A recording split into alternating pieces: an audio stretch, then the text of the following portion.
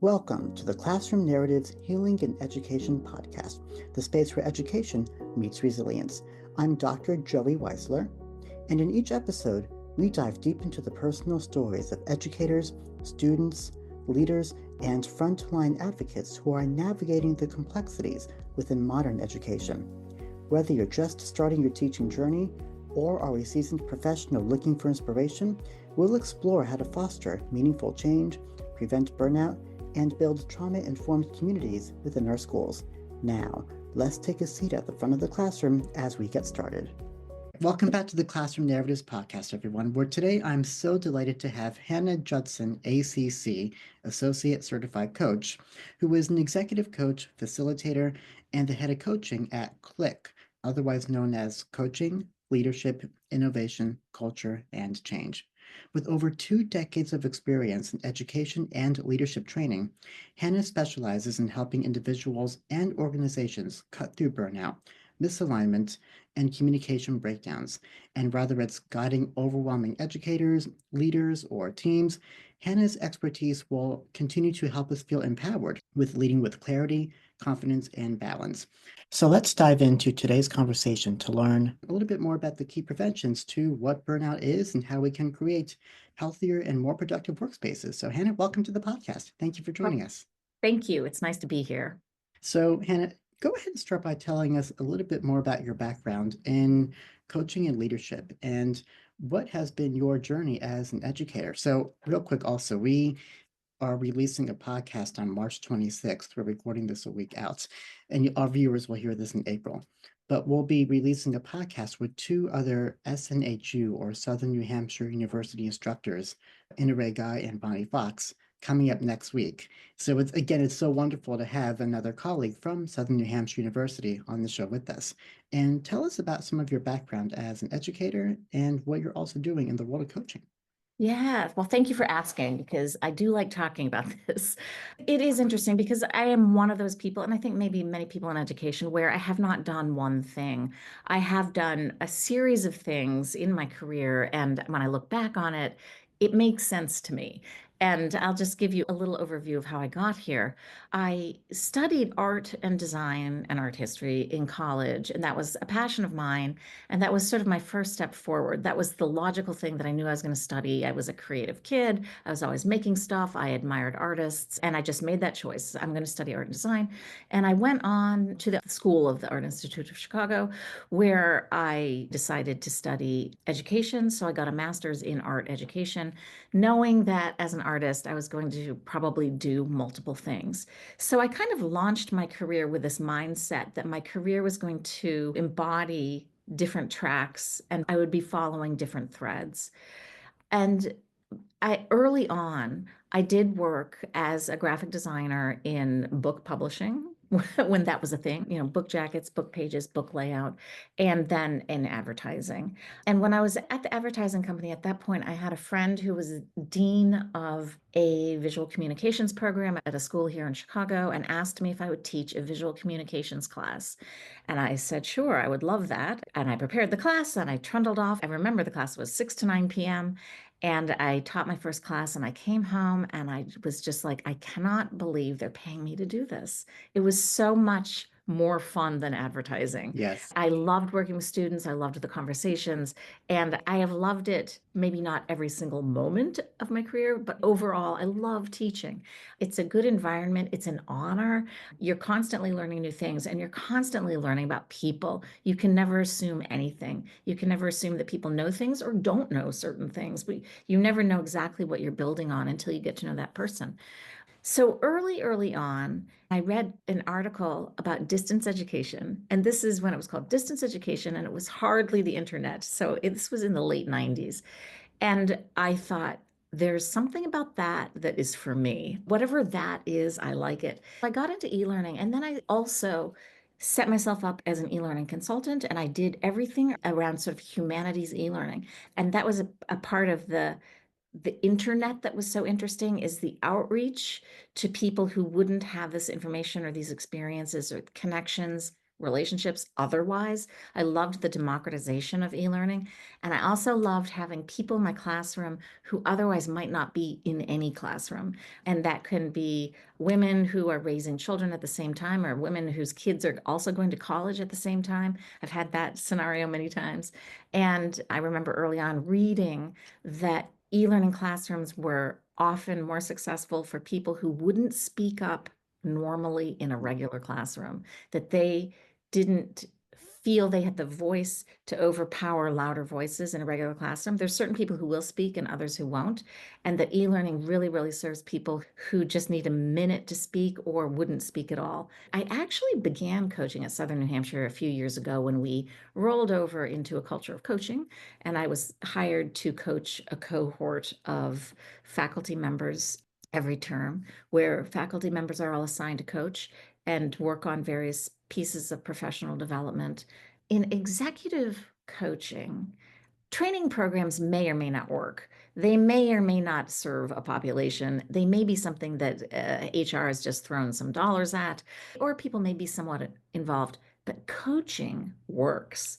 Coaching supports people, and coaching supports people moving from this place to that place, from making behavior change, from thinking about themselves differently. There's so many different powerful and potent things that really come out of coaching. And the more involved I was in coaching, the more I liked it and loved it. And so at some point during the pandemic, I went back to school and got more training around coaching. And I started right away as an executive coach and taking on executive clients because that was the space I was working in. But from the get-go, I always said to my coachees, usually they were with me for a particular reason. And sometimes that purpose was something organizational, that the organization had hired coaches to coach through a particular change or thing that was going on. And sometimes they would end up with me for more personal reasons. But I would always start the session. We bring our whole selves to work. Bring your whole self to the coaching session. We can talk about anything. There's no wrong in the coaching session. And usually some people are very concerned about sticking with work topics and would stay with what was happening at work. And some people we would build trust quickly and would say, yes, this, that, and this is going on. But also, as a matter of fact, these other things are also going on in my life. And these are real things. And I did get more and more interested in not business problems, but human experience and how coaching can help Love comb that. through things. And even if you're in coaching because of a change going on at work, I use that verb to comb. There is a lot of that. You can detangle and see with clarity your way forward with that particular problem. So sometimes we do need to get rid of other things or talk through or even just say things out loud. And I've had many coaches say something and then they'd say, I can't say that at home and I can't say that at work. And then they've said it out loud, and then it can be worked on as they decide they want to work on it. But I did decide last year that I wanted to know more about mental health coaching because mental health, not meaning that something is necessarily wrong, but something is a certain way that can be handled and managed in order for that person to feel and do and be better. I think mental health in medicine means there's a problem, but my approach to mental health, I guess I would use the word wellness, but I'm interested in mental health and wellness. And so the coaching approach remains the same. But that's where I am now. I have my own company. I work for a few other smaller companies. I work for one organization that is a leadership development organization, and I do executive coaching for them. I just recently started working for an outfit out west that is a not-for-profit and supports musicians, Yeah. music industry, and their families with mental health resources. They're called Backline, and a very interesting outfit. And I think there's more awareness around mental health in specific niches, and this niche is mental health in the music industry. So from touring musicians to venue owners to the gamut. I'm also a musician. I write songs and perform them and release records. That's incredible. Well, that gives us a lot to take in and think about. And so I'm originally considering, I never got to see that core difference between coaching and training. And I think you started to articulate that very well. And I wanted to know if you could also guide us through those differing verbs, if you will, to train and to coach in an Yeah. organization. And what role do Yeah. you play with that? Yeah, so training has really, really specific outcomes. We're throwing money at a problem, and we've hired some people to put a training program around that problem, and we're going to sit you guys down for 2 hours or whatever the cadence is, and we're going to get you to do things a little differently now. And I think that that might be the big purpose of training, is to do things differently. Some training is about developing awareness, and so that does sort of blurs into coaching.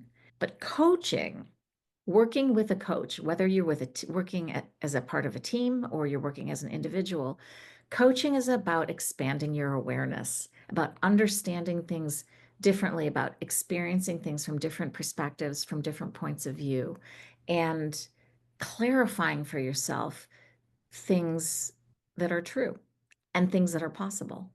So I imagine our brain, which I know very little about. I don't know anything about the brain, but I do think about the brain a lot.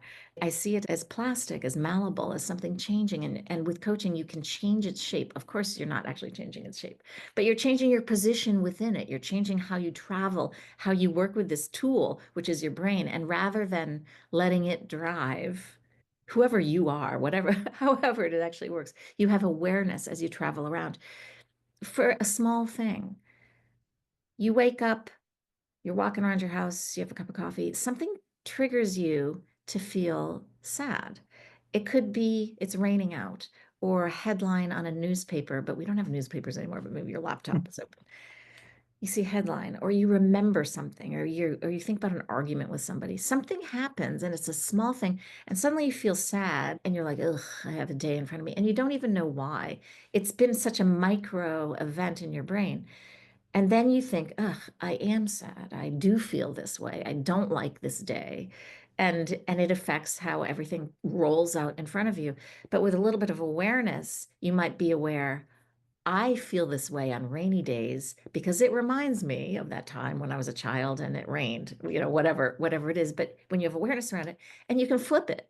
I'm not sad because it's raining. I'm an adult. I can handle this. I actually like it when it's raining. It's watering the plants. I love this. And I don't mean that you're gaslighting yourself or that you're lying to yourself, but you can flip things and examine them from the other side. You don't have to just accept whatever meal your brain dishes up. You can send it back to the kitchen. Right. So training is like retraining or reworking the brain towards some sort of standard. Like at the university level, we as instructors have all these quote unquote trainings at the beginning of the year. It's like, oh, here is the most tedious season of all. But when it comes to coaching, it's like you are retraining the person with a certain behavior that they're following through. And I think that's an important distinction because Yeah. people might be more receptive, even though it's a vulnerable situation, to retrain a behavior by the way Yeah. that they're guided and coached. Yeah. And coaching just sounds like so much more because you're involving the whole person with their behaviors. And what makes me also think about with that is when you talk about certain niches working to get coaching services, clearly it sounds like that's a service that they're wanting to move forward with intrinsically and on their own. What Yeah. types of groups, whether it's musicians, leaders, students, employees, what types of audiences are really trying to, have you noticed, get coaching for themselves because they see the benefits in the way that will improve their conditions? Yeah, that is a really good question because I'm seeing that question on two sides, because there's what kind of organizations are reaching out to get coaching. That's often the first time people have access to coaching, is when it's done for them. And then what kind of people are reaching out themselves. So let me start with the organizational side of it, because that's where I'm seeing a huge change right now. Traditionally, corporations would hire coaches for their high performers and for their C-suite and executives. Individual contributors often would get maybe a little bit of coaching, but usually they get training. So the more the corporation thinks that the person is valuable, the more they'll invest in coaching for them. And that is why there's a huge executive coaching industry, is because there are coaching dollars there. Recently in the US, there's been a huge shift in the healthcare industry. There is more and more mental health coaching and health and wellness Oh, coaching wow. within the healthcare system, paid for by insurance. Hmm. And that's a recent change where insurance companies are now absorbing coaching into their offerings or as a service that they will pay for because it saves them money. And what will happen is a client will go to the doctor and get a diagnosis and a prescription and a way forward, but then they move on to a coach, and the coach will be with them through the behavior change. That's coaching in healthcare. One of the foundations of coaching is that the person you're working with, you know, as a coach, that they know somewhere their best next step. The coachee is treated with the utmost respect because they are the source of their solutions. So your coach may have suggestions and you may end up in conversations during the coaching process of a back and forth, or a coach may express their own experience, but that's not coaching. Coaching is supporting the process of the individual to arrive at their best solution and their best path forward. And the coaching process supports that. So if a school district in this scenario were to contact you and say, hey, we need some coaching through our high rates of systemic burnout within what's Yeah. going on in our culture, how would you approach that as a coach? And how would you advise other coaches to support those types of clients or districts? And I have to say, from the get-go, once people realize something's happening and that they're being heard, that it can be the beginning of a healing journey, is being listened to. Absolutely. So the first thing that I would do when you described that, I was thinking, you don't go in with a cookie cutter solution. The first thing you would go in is set up conversations and find out how people are feeling. Take the pulse of the actual individuals and find out what they are experiencing and what they need. And then with that information, and that would take time, that takes time. So opportunities for people to say what's going on, to say how they're explain how they're experiencing it, and maybe even explain what they think the solution is. There are often solutions from the people who are experiencing the problems. And from that information, you would build something out, whether it's an official program or access to support, or even a little marketing theme that goes through the community about 5 points for de-stressing at the end of your day. It would really depend on the things that people told you. You remind me of a conversation with Sarah Lerner, which I put here in our chat. And Sarah Lerner is a journalism teacher at Stoneman Douglas High School. And in our segment from October, she mentioned that after the tragedy, now that we were talking close to the 7-year remembrance of it, she says, I still don't know what I need most days, but if I don't know and I'm asked, just come back and ask me again. Yeah. Not 5 minutes later, but just keep checking in on me. And eventually, one of the people in power between me and myself and them should be able to see, in terms of, it wouldn't be the blind leading the blind, but one should be able to see better than the other to find the solutions for the collective, is how she explained it. Wow, that's really beautifully stated.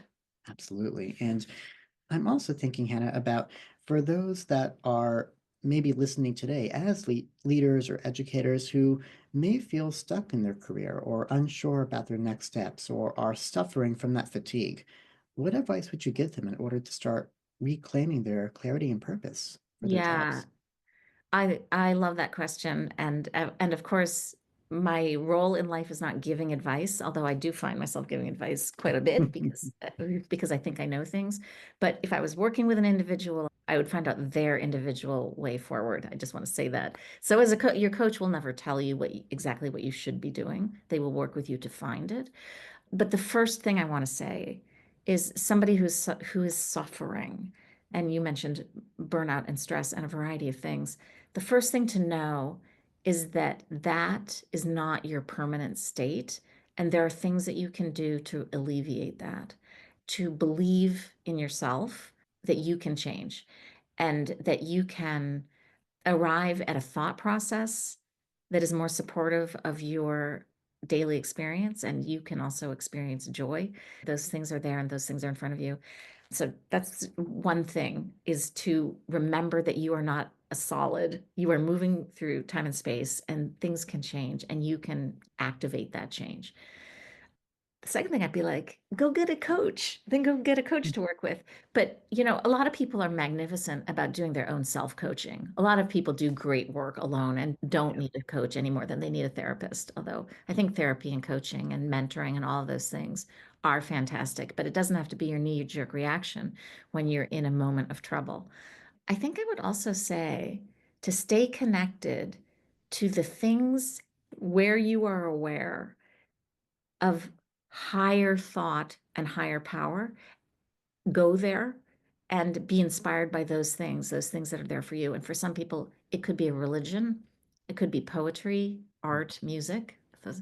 It could be hiking, running, setting yourself a goal of running a marathon. There are very many different ways to experience exquisite moments. Yes. And I would say curate your life with those opportunities that ring true for you. So, Hannah, for those who wanted to learn more about you and your work, tell us about your affiliation with CLICC and Yeah. how listeners can explore more about what you do. Yeah. So CLICC is, which you mentioned at the beginning of our conversation, CLICC is my coaching company, and it's CLICC, and you can find me online at CLICC Group. And as you said, it's coaching leadership, innovation, change, and culture. And I have allowed myself to change what CLICC stands for over time. It may evolve into other things, but I work with several other coaches in different niches of coaching. One of our coaches works with women in menopause and people in midlife Wow. change. Another works specifically with adolescents and young professionals in their first steps forward. And I work with my coaches and I work with executives and mental health issues. You can find my website, and I'm also on LinkedIn. So, to our listeners, thank you so much again for tuning in to hear about Hannah Judson and her work with CLICC. And of course, remember that healing in education starts with the way that we lead and support one another. We'll see you next time, and thanks for tuning in. Thank you for joining us on the Classroom Narratives Healing in Education podcast. If today's episode inspired you or made you think differently, I'd love to hear from you. Drop a comment or review wherever you listen to podcasts, and stay connected with us on the @Classroom Narratives podcast over Instagram and Facebook. Remember, together we can transform our scars into stars in education, one conversation at a time.